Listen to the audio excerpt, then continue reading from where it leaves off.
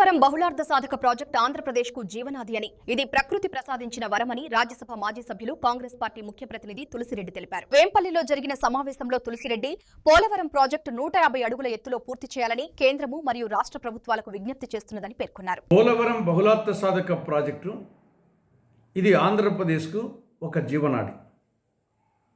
ఆంధ్రప్రదేశ్కు ప్రకృతి ప్రసాదించిన వరం. ఈ ప్రాజెక్టు కాంగ్రెస్ పార్టీ మానసపుత్రిక. 1980లోనే ఆనాటి కాంగ్రెస్ ముఖ్యమంత్రి టంగుటూరి అంజయ్య గారు దీనికి శంకుస్థాపన చేశారు. 150 అడుగుల ఎత్తున నిర్మించే విధంగా.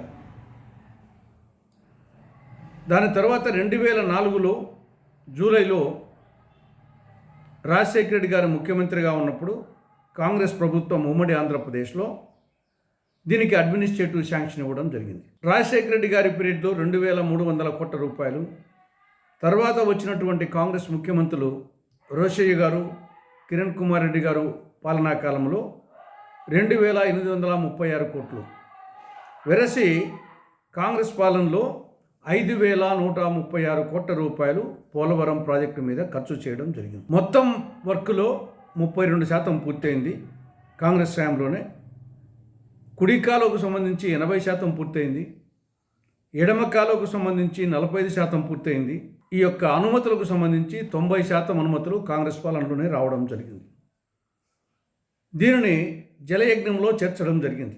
రాష్ట్ర విభజన సందర్భంగా కాంగ్రెస్ ప్రభుత్వం దీనిని ఆంధ్రప్రదేశ్ విభజన చట్టంలో చేర్చి సెక్షన్ 90 కింద జాతీయ ప్రాజెక్టుగా ప్రకటించడం జరిగింది. ఈ ప్రాజెక్టు పూర్తి అయితే దీని కింద అనేక ప్రయోజనాలు ఉన్నాయి. ఒకటేమో సాగునీటికి సంబంధించి కొత్త ఆయకట్టు 7,20,000 ఎకరాలు, స్థిరీకరణ 10,13,000 ఎకరాలు, త్రాగునీరు 540 గ్రామాలలో 28,50,000 మందికి త్రాగునీరు, విశాఖపట్నం నగరానికి త్రాగునీరు, విశాఖ ఉక్కు కర్మాగారానికి పారిశ్రామిక నీరు అందించడం, అతి చౌకగా 960 మెగావాట్ల జల విద్యుత్ ఉత్పత్తి, గోదావరి కృష్ణా నదుల అనుసంధానం, 80 టీఎంసీల గోదావరి జలాలను కృష్ణా డెల్టాకు మళ్లించడం, జల రవాణా.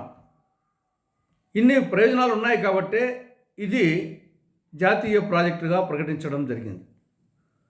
కానీ ఈ యొక్క లక్ష్యాలన్నీ నెరవేరాలంటే 150 అడుగుల ఎత్తును నిర్మిస్తేనే ఈ లక్ష్యాలు నెరవేరుతాయి. కాంగ్రెస్ పార్టీ అధికారంలోకి వచ్చి ఉంటే ఈ ప్రాజెక్ట్ ఎప్పుడో పూర్తయింది. 2016కే పూర్తయింది. ఈ ఫలాలన్నీ దక్కింది. కానీ దురదృష్టవశాత్తు రాష్ట్ర విభజన తర్వాత దీన్ని జాతీయ ప్రాజెక్టుగా ప్రకటించిన తర్వాత అటు కేంద్రంలో ఇటు రాష్ట్రంలో కాంగ్రెస్ పార్టీ అధికారంలోకి రాని కారణంగా ఈ ప్రాజెక్టు నత్తనడక సాగుతూ ఉంది.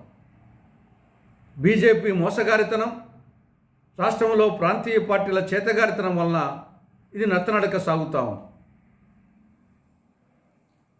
నిన్న ముఖ్యమంత్రి చంద్రబాబు నాయుడు గారు పోలవరం విజిట్ చేసి కొన్ని ప్రకటనలు చేశారు. ఏమని? 2017 మార్చి 31 నాటికి దీనిని పూర్తి చేసి జాతికి అంకితం చేస్తారట. కానీ ఎత్తు 130 అడుగులట. సిడబ్ల్యూసి అనుమతి ఇచ్చింది